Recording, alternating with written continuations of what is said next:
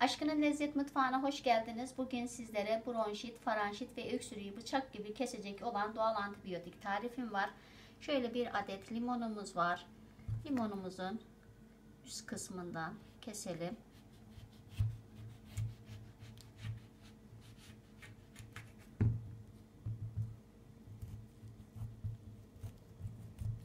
Bıçakla bu şekilde yaparak limonumuzun içerisini biraz çıkaralım.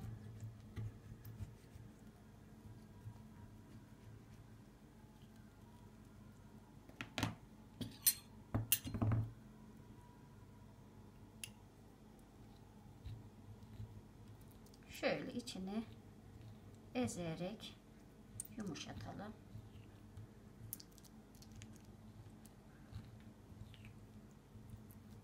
Şöyle bir diş sarımsağımız var.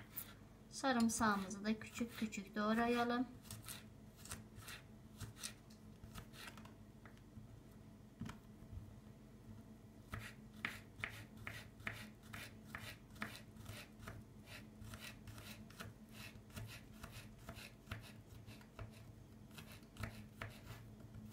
Sarımsak boğaz iltihabı için doğal bir antibiyotiktir arkadaşlar.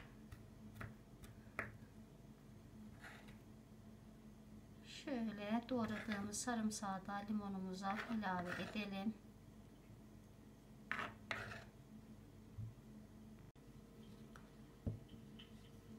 Şöyle 10 gram kadar zencefilimizi de keselim.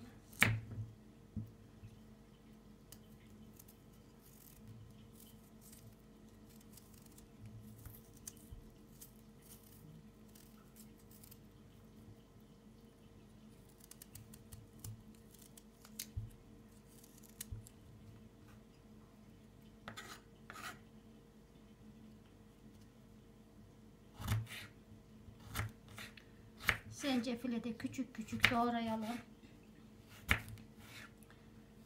Zencefil grip, nezle ve soğuk algınlığına karşı korur. Vücuda enerji verir. Çok etkili bir antibiyotiktir arkadaşlar.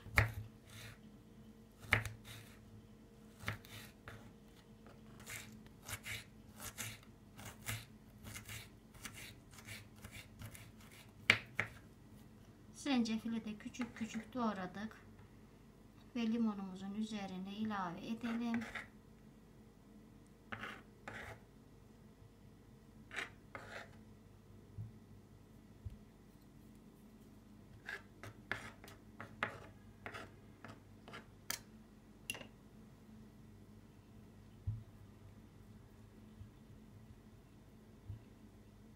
Hepsini şöyle bir iyice karıştıralım. İçerisine çeyrek tatlı kaşığı karabiberimizi de ilave edelim.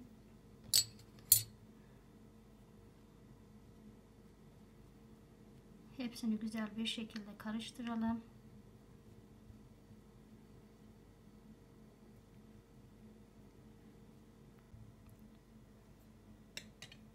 Limonun kapağını kapatıp 2 saat bekletelim. Karışımımızı 2 saat beklettik arkadaşlar. Şöyle limon sıkacağımızdan karışımımızı güzel bir şekilde sıkalım.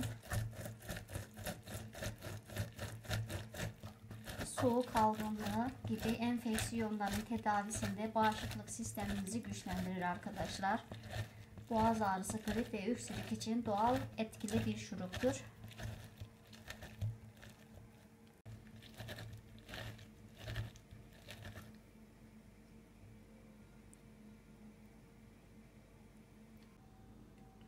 Karışımımızı bardağa dökelim.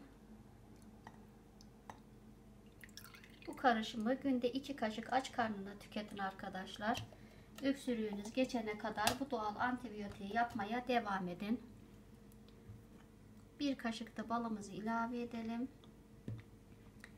Şöyle güzel bir şekilde karıştıralım. Yaptığım bu karışımın içindekilerin herhangi birisine alerjisi olanlar kullanmamalı. 2 yaşından küçük çocuklar, hamileler, emziren anneler doktora danışmalı.